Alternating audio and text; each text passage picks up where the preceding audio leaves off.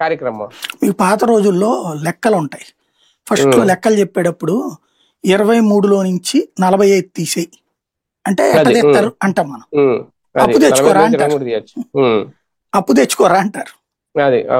అట్లాగే ఇక్కడ అప్పు తెచ్చుకుంటారు అనమాట వీళ్ళు. సిట్ అంటే అప్పు తెస్తుంది కవరేజ్. సిట్ మీన్స్ డైవర్షన్ అని అర్థం.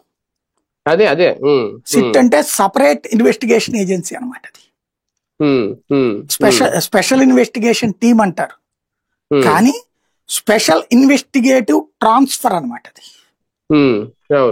వేరే వాళ్ళ వైపుకు తోసేసేది, లేదా సిట్ ఆ కేసుని కూర్చోబెట్టేది.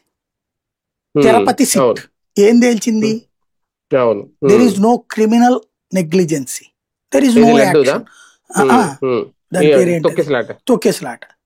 ట్రాన్స్ఫర్ చేస్తే అయిపోయింది. ఏదైనా సరే ఎంత పెద్ద ఇష్యూనైనా డైవర్ట్ చేయాలి అంటే మేము చాలా కఠినంగా వ్యవహరిస్తున్నాం, ఎవరిని వదిలిపెట్టాం. సిట్ దాంట్లో అంత పెద్ద ఆఫీసర్, ఇంత పెద్ద ఆఫీసర్ అని రాస్తాం. ఫైనల్ గా సీన్ కట్ చేస్తే పడుకోబెట్టడం వ్యవహారం. అవి సరదాగా జరుగుతుంటాయి. డైవర్షనల్ తప్పదు, ఇద్దరు ఒకళ్ళనొకళ్ళు తిట్టుకోక తప్పదు. అది అవును సార్. ఇక్కడ కీలకమైన అంశం ఈ వారంలో ఒక రకంగా ఓకే, మొదటి నుంచి కొలుకుపూడి శ్రీనివాస్ అంటే ఒక వివాదాస్పద ఎమ్మెల్యే అనే ముద్ర అయితే పడిపోయింది.